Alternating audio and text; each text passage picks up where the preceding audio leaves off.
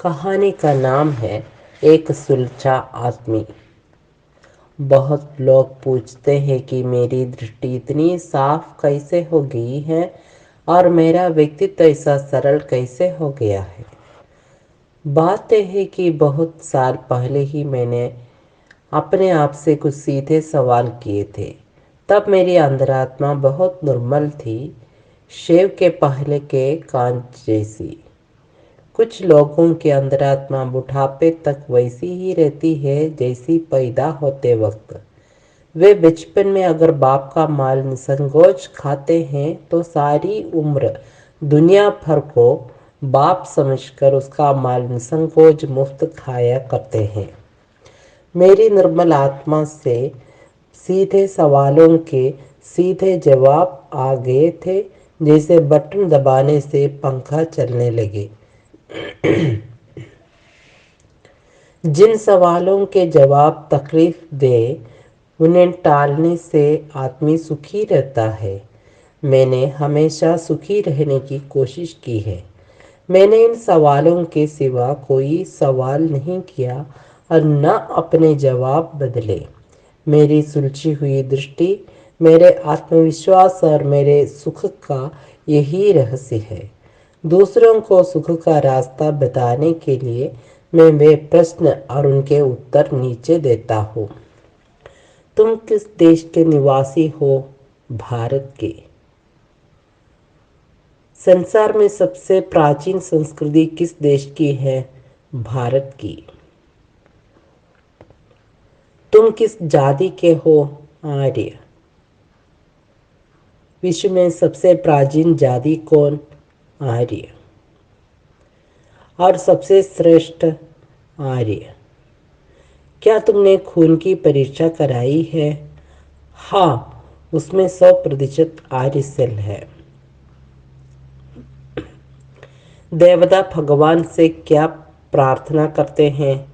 कि हमें पुण्य भूमि भारत में जन्म दो। बाकी भूमि कैसी है? पाप भूमि है। देवता कहीं और तो जन्म नहीं लेते?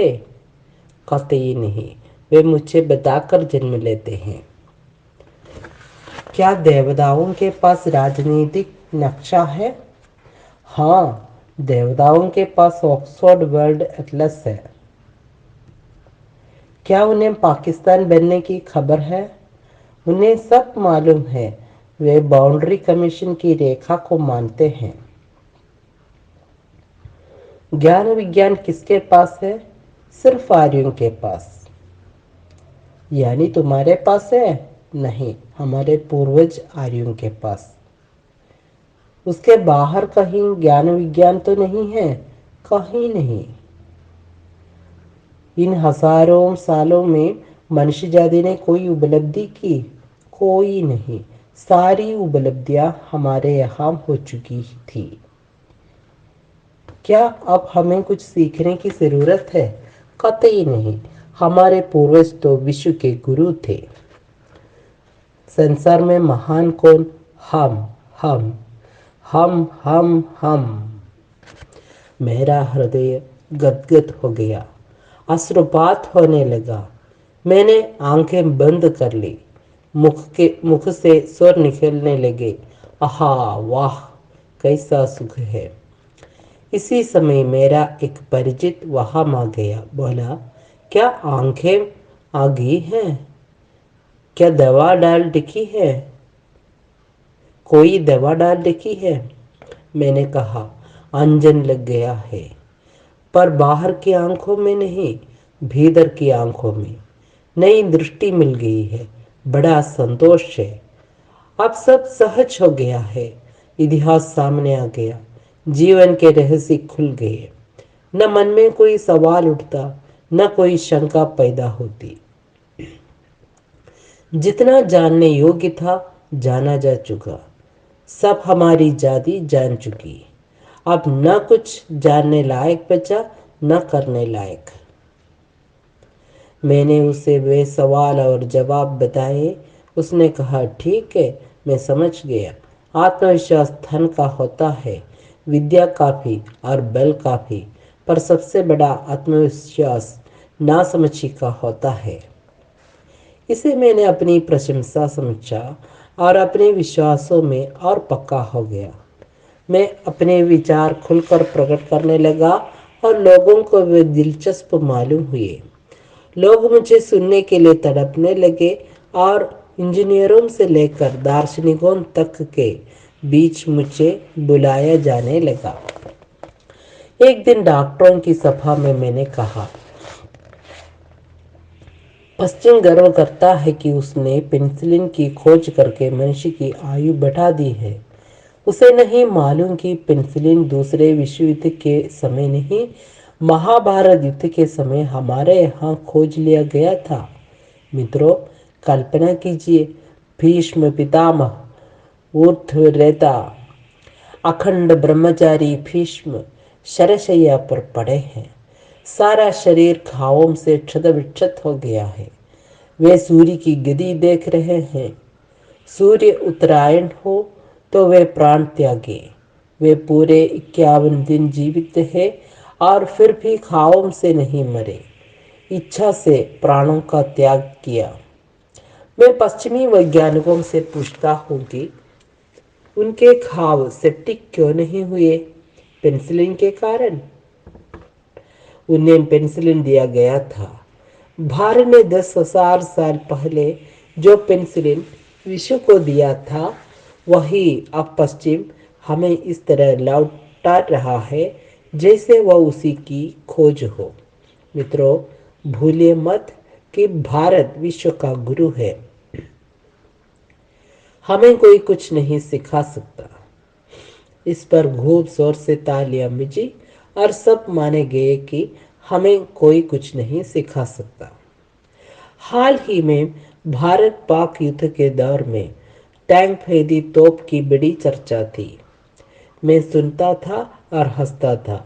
आखिर एक दिन एक सभा में मैंने कह दिया, जो लोग टैंक भेदी तोप की तारीफ करते हैं वे भूल जाते हैं कि टैंक तो आज बने हैं, पर टैंक भेदी तोपें हमारे यहाँ त्रेता युग में बनती थी। भाइयों, कल्पना कीजिए उस दृश्य की। राम सुग्रीव से कह रहे हैं कि मैं बाली को मारूंगा। सुग्रीव संदेह प्रकट करता है, कहता है, बाली महाबलशाली है, मुझे विश्वास नहीं होता कि आप उसे मार सकेंगे। तब क्या होता है कि मर्यादा पुरुषोत्तम धनुष उठाते हैं, बाण का संधान करते हैं और ताड़ के वृक्षों के कतार पर छोड़ देते हैं। बाण एक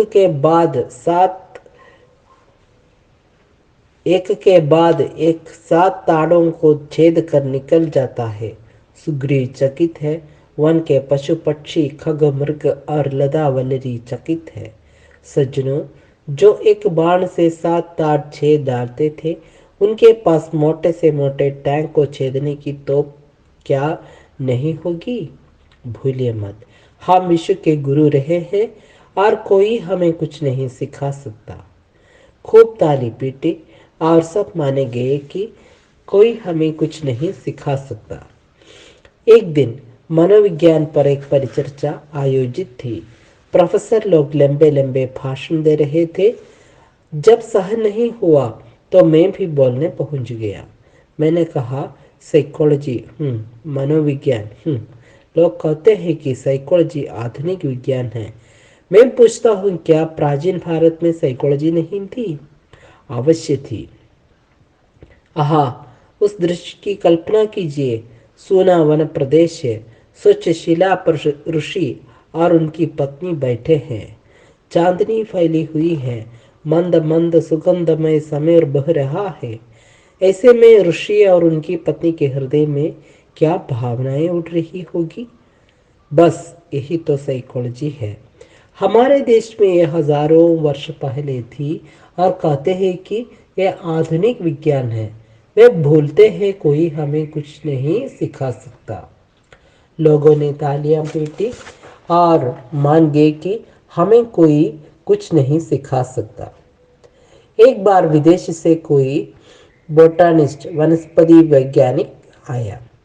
उनका एक जगह भाषण होना था। मुझे बताया गया कि वह फॉसिल का विशेषज्ञ है, यानी चट्टानों के बीच दबे हुए पौधे या जंतु के पाषाण रूप हो जाने का। मैंने उसका भाषण सुना और मेरे भीतर हलचल होने लगी। वो पश्चिम के वैज्ञानिकों के नाम ही लेता रहा और विदेशों के फॉसिल दिखाता रहा। उसके बाद मैं बोलने को खड़ा हो गया। मैंने कहा, आज हमने एक महान बॉटनी का भाषण सुना। बाद में मुझे बताया गया कि वह बॉटनिस्ट कहलाता है। उन्होंने हमें बताया कि फॉसिल कैसे होते हैं।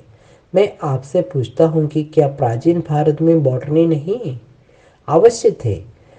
हम उन्हें भूलते जा रहे हैं। भगवान रामचंद्र एक महान बॉटनी थे और अहिल्या एक फॉसिल थी। महान बॉटनी रामचंद्र ने अहिल्या फॉसिल का पता लगाया। वे आज के इन बॉटनियों से ज़्यादा योग्य थे।